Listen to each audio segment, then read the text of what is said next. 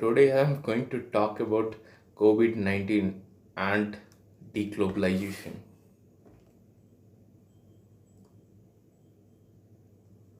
Late in 1990s, the process I think of deglobalization had begun. If not deglobalization, but the basic framework which would lead the world towards deglobalization had somewhat begun. Could this COVID 19 be the last hammer needed to make it the deglobalization process be getting completed? Post World War II, all these developed nations promoted globalization very well. They reaped their benefits. We India entered it in 1991 when all the markets for the developed nations were exhausted and they needed some new market. Already the USSR had gone in 1989,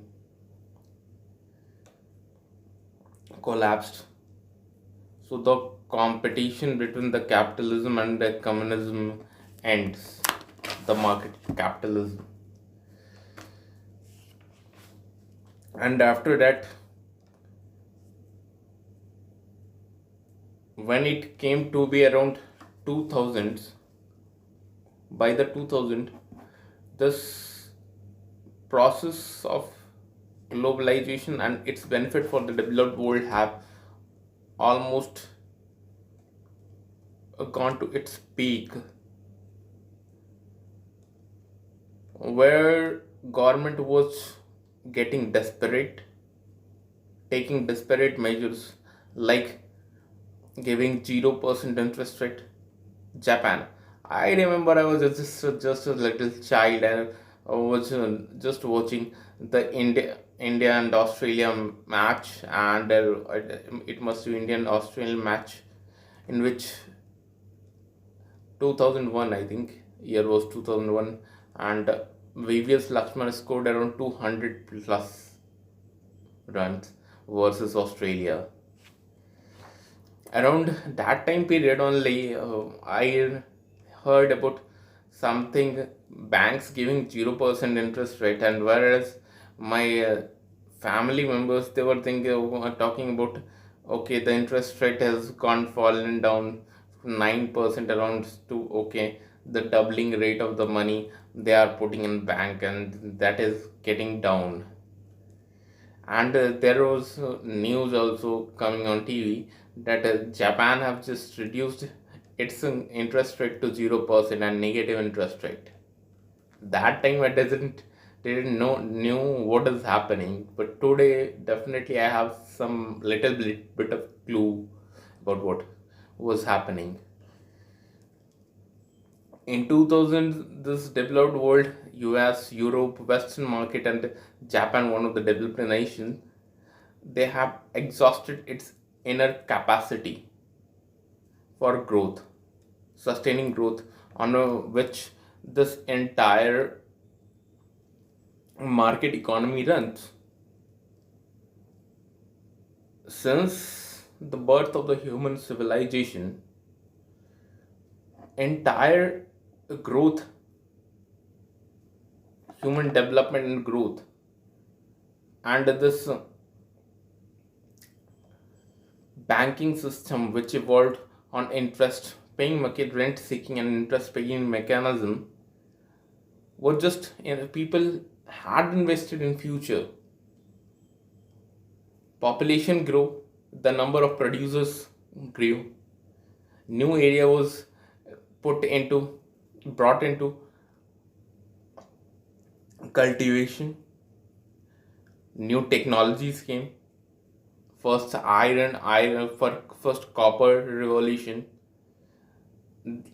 agriculture that led the agricultural revolution. Iron. 10,000 BC, we find the evidence of first people getting civilizational evidence in Egypt. Those pyramid we find 2500 BC in Harappan civilization, but that was still in the copper and iron Stone Age. Sorry, Iron Age comes around 500, 600, 2000 BC. Just Rigvedic age transforms into this the modern era and birth of Buddhism and all that. But Earth still had much more space left in its wilderness beyond human touch over that or human impurity. So time passed and we just had an option new exploring the new frontiers and this growth the people's hopes investing in on future was on, the process was long on, but later on some stagnations has always been in this society with the older technologies got exhausted with the data, then those technologies got exhausted, there were crises. Many many of the civilizations just lost because of that level of technology. They were not able to provide accommodate that population. Maybe in the copper era, must the new area could not have been brought into the cultivation beyond this Aravallis because copper tools could not have worked in the non-alluvial soil with a dense forest area, whereas it was easier in the little arid and new alluvial soil area. So the cultivation was prospering, but a time comes then when entire carrying capacity and food production capacity goes beyond that. The civilization collapses.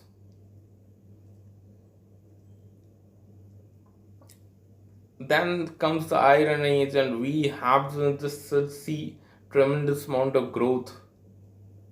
But when you see that Iron Age benefited India from around the period of Buddha, around 5 to 600 BC, to the Gupta age, the Golden Gupta age, 500 plus 500 around AD.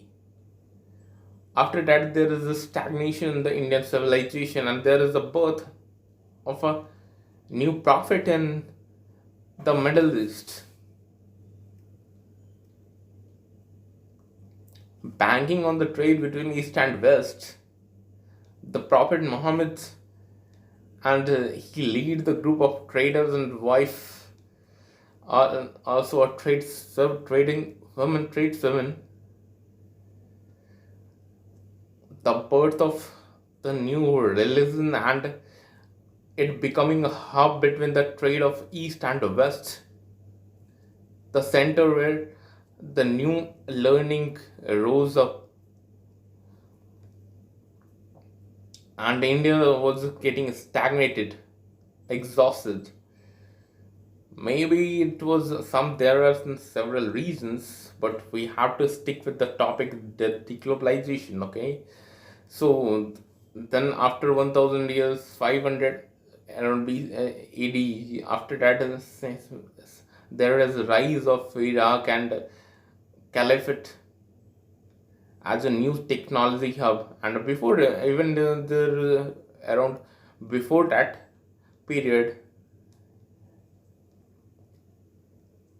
when we see the 2500 BC, there was Egyptian civilization was on its top, and after it, the Roman civilization was on its peak. But after that, this Christianity started deteriorating.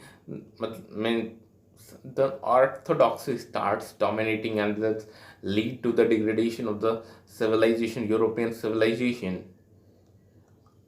It is one perspective. Maybe the old practices or the technologies which they used for the cultivation, that must have got exhausted its limits to accommodate large amount of people.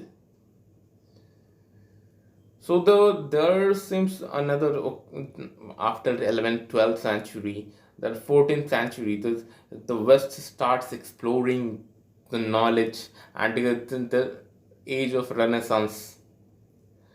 And they find new technology in the phase of Renaissance comes in the phase of crisis in Europe, and they find new technology. Industrial revolution caters to the newborn growth poles. It leads to the production, and again the West starts saying globalization.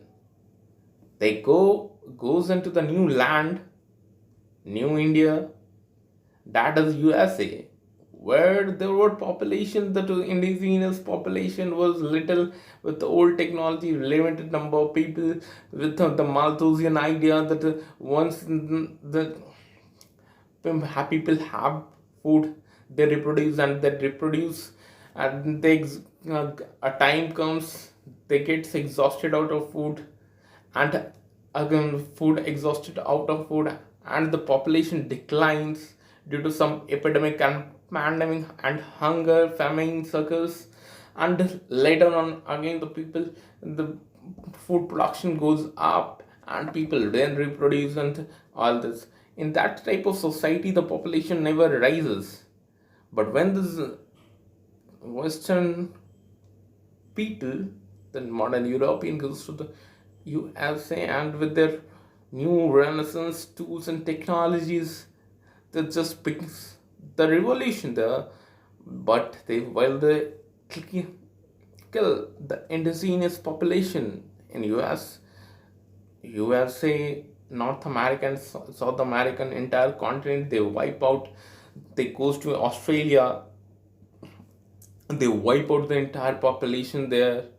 The indigenous population, yeah, some people survive and makes their indigenous community, which they are now proud of.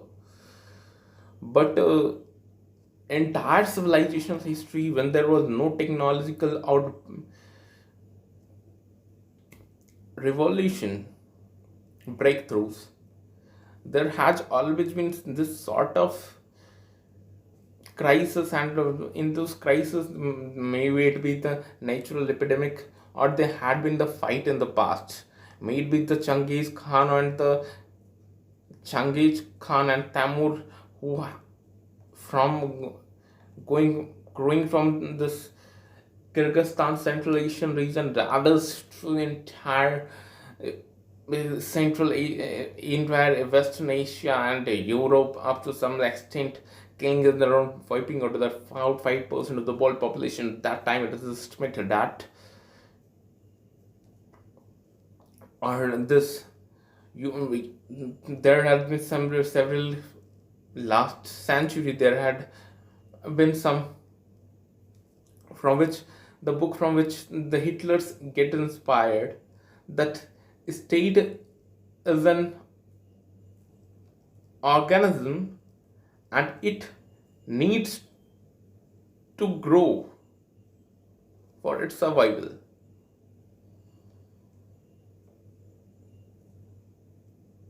It needs to expand its territory for its long-term survival, and several these things.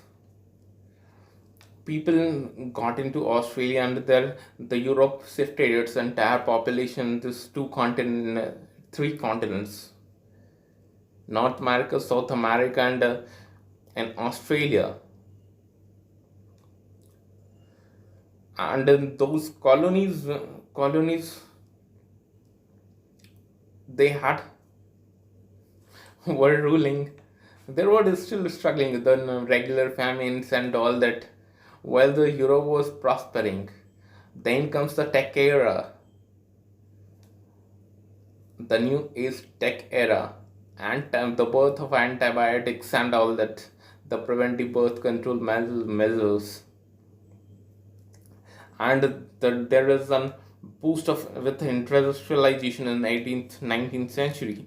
There is a boost in the new tech and new technological era, and the growth again starts in the after World War. But when you see that World War on, the new industrialized nations fighting the old industrial bosses for the new colonies, and from first World War to the second World War, and after that the new growth of new Bretton Woods institutions, World Trade Organization, birth of new institutions, the Cold War era, and ultimately all that's from the what happened got over to the 2000 that gets exhausted with the area for which they could expand and grow. And we know very well that their earth have a limited capacity landmass, and its capacity to carry human is limited. Its carrying for humans is limited, so we can't go beyond a limit. Populations can't have a limit beyond a limit, and the epidemics was inevitable. But this was regarding, okay, this the carrying capacity part of this. But other dimensions that by 2000 you are getting 0%, banks are putting 0% interest rate to boost growth, to boost demand and all demand. But for demand to get up, you need new population, but you have limited capacity, limited space, and people by the time realize that their needs are much more than just children's in the developed world we know. So they banked upon this, were banking upon this new developing nations, where they started shifting their companies, but still the internal consumption was not fascinating. The growth of this economy doesn't go up because the basic subs ingredient for growth is population, and that population you can't have more population there. So with 0%, and by putting some negative, when you put in banks the amount of money, then they have some certain negative um, interest rates. So bank system goes on the spree to give loans, credits, so that is some type of growth could be brought in. The economies made by USA or Japan, that led to the subprime prices. People were having already one bungalow, they were buying another bungalow. Just okay, that expectation, the tradition, the expectation of the human psyche, which have developed so about so many centuries of that we in the human have always been striving for the three things: food, shelter, and clothes. Already the industrial revolution had fulfilled these two demands, but this long human psyche of and the struggles of the industrial revolution says that yeah, the shelter was a big crisis. All the major cities you see, these large metropolises, still these large metropolises, you see, there is lack of space, and that creates a psyche, a natural psyche, that you need to have some space, some bungalows story, some story, okay.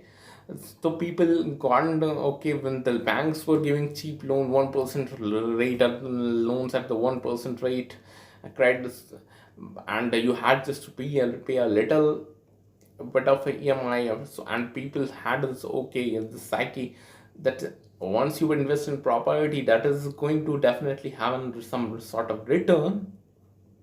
But when everyone have that own bungalow, why would he pay rent under someone else? And these new bungalows and townships were created outside the economic zones, and once you invested and you can't repay that loan, that because there is already in your economy there is no such new growth opportunities, or your capacity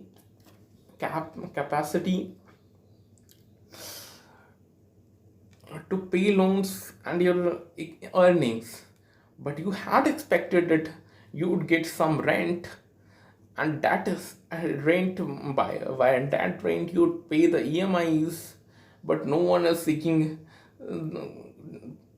is able to give the rent because the new townships that you built was outside the main township where the economic activity was there, and and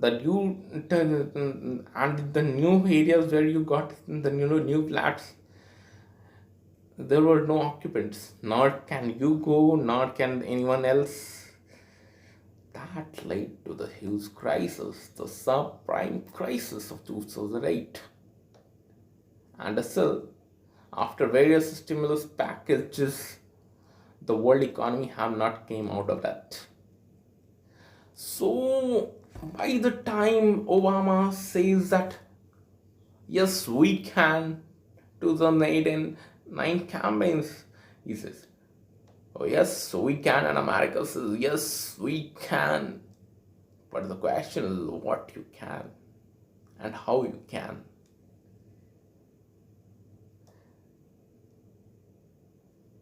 Obama tries whatever, but the old method doesn't work, and the jobs keep on shrinking. The basic jobs. The world is getting a next level of technologies. The SpaceX, Mark, Tesla, Mark Zuckerberg, and Tim Cook's, Jeff Bezos. They make money, but that on high-end technology that creates economies for the nation's wealth, but that automation doesn't provide the job for the non that much intellectual people, those who had not that good primary, secondary, and higher educational investments. The previous packages of the families, the society in which they grew, and the skills they acquired were traditional and are traditional, and there is a limitation also that new technology can handle the amount of jobs. Yeah, they create jobs, but can it create as many jobs as agriculture does in India? Around 65% of the population in India is engaged in agriculture. Can any industry? Can any industry? engage so much many people. One of the China did it by putting 50%, not even 50% of the population into bringing them into the industry. Entire world is facing the Chinese dumping over and amount of pollution that it created.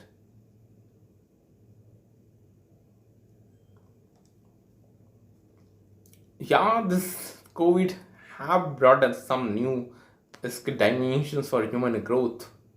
That seems to be investment in the medical infrastructure and healthcare. So there could be a potential shift in the healthcare investment and new growth opportunities in the healthcare sector. But it have already created a fear psychosis into the traditionally increase a growth new growth pool which was coming up was the tourism. The job losses in that can't be made out in this healthcare. Let's see how the world goes on, how world evolves. But where I was okay, this Obama period, yes, we can, but in 80 years, the job losses continued in the lower classes or lower sections of the non-IT, non-blue chip companies. The growth doesn't happen beyond the Pacific coast and the Atlantic coast. There is no growth in this internal hinterland. Even the Detroit was losing its charm. So the Trump comes in, Trump's offering, okay, it's so many sanctions, but I mean, call him his bad a guy, but the basic reason he comes in because there were no jobs that was getting created.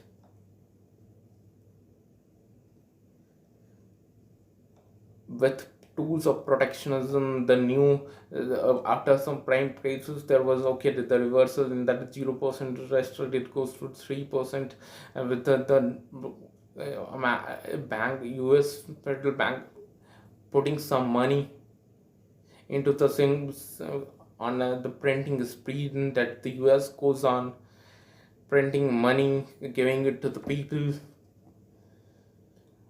for bank recapitalization and all that. That created a little, but that put that created a little bit of investment that brought some jobs by putting tariffs, non-tariff barriers over China, and still the war continues till this COVID-19 happens, and it is still on continuance. The yesterday only the USA says that if China is in poor and developing category in the WTO, so should US be considered to be a developing nation.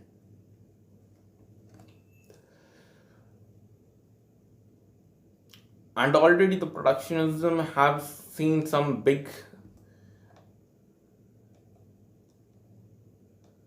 outbreaks. I think it would be outbreak. The Brexit was such a big thing that confirms that this process of deglobalization, and already this pandemic has just disrupted the entire world is in lockdown and no one is going nowhere in the world when the evenings were in Paris and the dinners in London. Thus doesn't seem to be happening like that. And till we get and vaccine, the process of deglobalization seems to be completing, and the expecting that the world economy would be somewhere downside,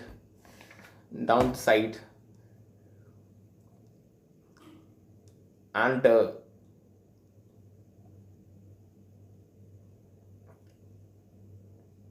basic survival, which was this globalization was taking a moment of people. For next 1 year, there seems to be limitation on the mass movement of people, and the new social cultural which had just grown in, then the although this is not grown just in industrial post-industrial revolution or the post-world war era, but it has been long part of the civilizational history. Large gathering gives humans confidence to be together, and this when you go in a group and you feel wow, the energy, the breathtaking energy when there's a large gathering, it might be religious or a music show or some pub and some theater. You go and the vibrations that feels, it is just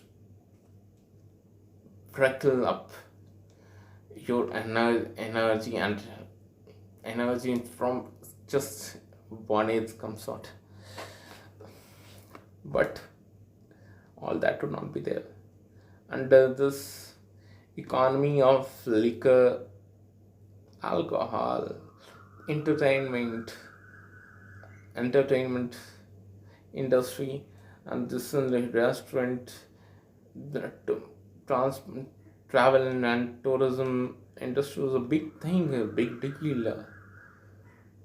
I think if it for 1 year it would be difficult for this industry to grow. Yeah, there is something, but to put bringing a medical is into a new industry, it is not easy. It requires a 5 to 6 years to a degree program, and before that, getting entering into university prior to that, you require 2 years.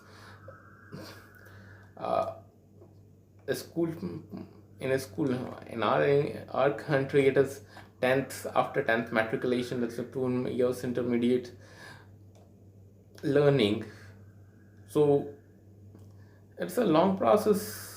So this there is no chance that it will be creating so much many jobs so rapidly. Let's see how the breakthroughs goes in biotechnology and the technological solution that it comes with. But while meanwhile, stay calm, stay happy, enjoy the dramas, the hydrochloroquine spray, just like madness something. Everyone is spraying it everywhere. What is happening? Can't be said. Fumigation drive is going on. Such a mindless. No one knows what to do, but they have to do something. Bye bye. Namaskar.